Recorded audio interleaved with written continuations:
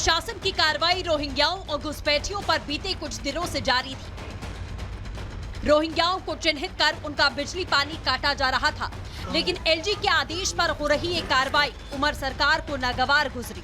उमर सरकार की घुसपैठियों के प्रति हमदर्दी की पूरी कहानी आपको बताएंगे, लेकिन पहले आपको बताते हैं कि आखिर रोहिंग्याओं के खिलाफ क्या एक्शन लिया गया। दरअसल प्रशासन ने 400 से ज्यादा रोहिंग्या परिवारों के बिजली पानी के कनेक्शन काट दिए।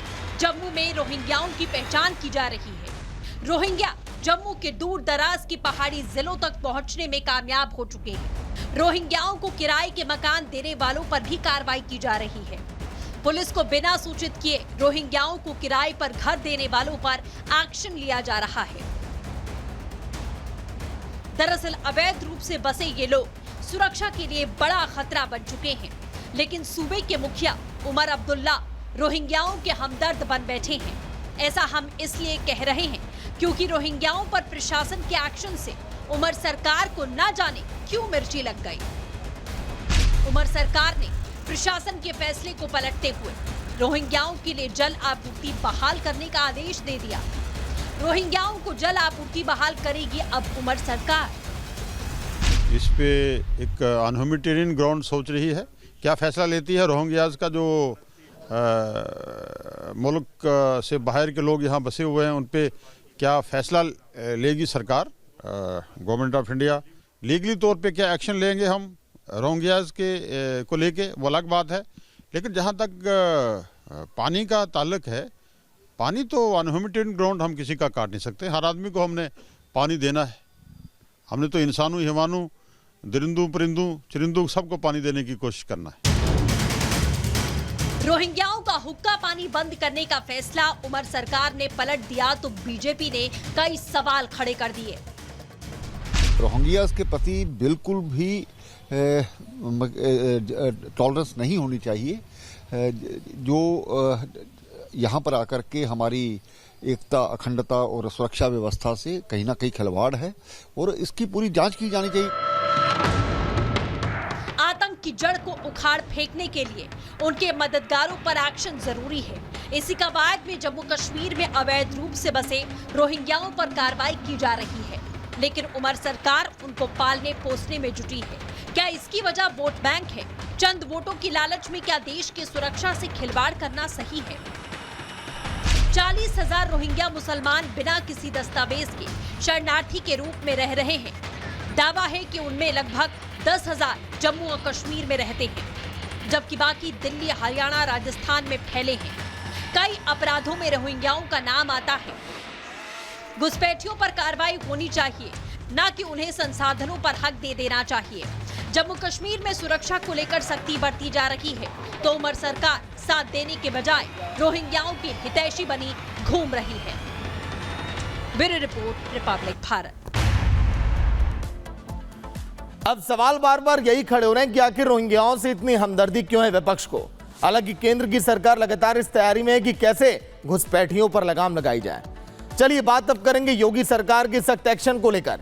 लाउड स्पीकर की आवाज अब धीमे अब करनी पड़ेगी, क्योंकि अब इस पर लगाम लगाने की पूरी तैयारी अब की जा रही है। लेकिन विपक्ष इस फैसले का ना जाने क्यों विरोध अब करने लगा है। विपक्ष अब परेशान है और इसे विशेष समुदाय से जोड़कर अब देखा जा रहा है। हालांकि ये फैसला हिंदू और मुस्लिम दोनों के लिए है, यानी कि मंदिर और मस्जिद दोनों जगहों पर यह नियम लागू होंगे। रिपोर्ट आप देखिए।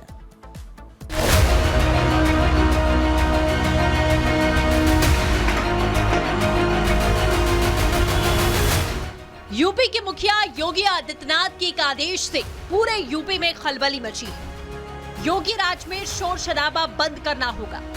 यूपी में अब लाउड स्पीकर की लाउड आवाज को कम करने का आदेश आ चुका है। सीएम योगी ने अधिकारियों को साफ कहा, आवाज धीमी करो।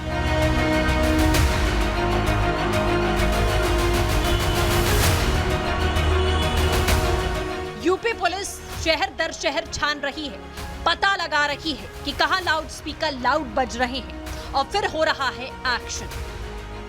ऐसा एक्शन की राजधानी लखनऊ से लेकर पीलीभीत, कन्नौज समेत हर एक जिले में हड़कंप मच चुका है। मुख्यमंत्री के निर्देशों के बाद सुप्रीम कोर्ट के फैसले का हवाला लेते हुए अलग अलग धार्मिक जगहों पर जाकर जो ओवर साउंड के लाउडस्पीकर है उन्हें हटवाए जा रहे हैं। ऐसे ही जो ये मस्जिद दिखाई दे रही है, ऐसे ही धार्मिक स्थलों पर न केवल लखनऊ बल्कि संभल, जौनपुर, मुरादाबाद अलग अलग हिस्सों में जाकर पुलिस ऐसे धार्मिक जगहों पर लाउडस्पीकर्स को मार्क कर रही है। सीएम योगी का आदेश लाउड एंड क्लियर है। यूपी में कानून का शासन है। किसी ने कानून के खिलाफ जाने की कोशिश की तो उसको डाउन कर दिया जाएगा।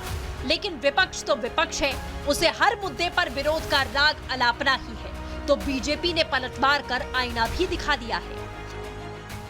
इन सब मामले में एसओपी बनी हुई है, पहले से नियम कानून बने हुए हैं और नियम कानून समान रूप से सब जगह लागू होने चाहिए। योगी सरकार ने कोई नया कानून तो बनाया नहीं है, लेकिन निकम्मी और नकारे सरकारें अक्सर जनता के मुद्दों को छोड़ के इसी तरह के मामलों में जनता को उलझाए रखना चाहती हैं। ड्राइव चलाकर ऐसे ध्वनि विस्तारकों को उतरवाया गया है जो निश्चित मानक का उल्लंघन कर रहे थे और निश्चित रूप से सरकार की अपेक्षा है सभी धर्म जात के लोगों से कि ध्वनि विस्तारकों को मानक के अनुरूप ही उसका प्रयोग करें। पूरी दुनिया में मस्जिदों में लाउड स्पीकर लगा हुआ है, क्या हिंदुस्तान अलग रहेगा क्या? इस मुल्क में ये लोग जानबूझकर के मुसलमानों के नाम पर सिर्फ और सिर्फ मुसलमानों को जितना तकलीफ देंगे, जितना परेशान करेंगे, उतना उनका वोट बैंक जो पोलराइज होगा। ये इसलिए ऐसे ही कर रहे हैं। लेकिन विरोध करने से पहले मुद्दे की जड़ तक जाना शायद विपक्ष भूल बैठा है कि योगी सरकार ने ये फैसला ऐसे ही नहीं लिया, बल्कि सुप्रीम कोर्ट के आदेश पर लिया गया। सुप्रीम कोर्ट ने ध्वनि प्रदूषण पर नाराजगी जाहिर की, लाउडस्पीकर की आवाज का पैमाना तय कर दिया। रात 10 से सुबह 6 बजे तक शोर पर पूरी तरीके से पाबंदी होगी। सुप्रीम कोर्ट ने अनुच्छेद 21 का जिक्र किया। व्यक्ति को प्रदूषण मुक्त जीवन जीने का अधिकार है, ये सुप्रीम कोर्ट ने टिप्पणी दी। नियमों के उल्लंघन पर सुप्रीम कोर्ट ने चेतावनी तक दे डाली कि राज्य सरकार को स्पीकर जब्त कर देने चाहिए। सरकार के इस आदेश में विपक्ष अपनी सियासत खोज रहा है, लेकिन यूपी की जनता क्या सोच रही है वो भी सुन लीजिए।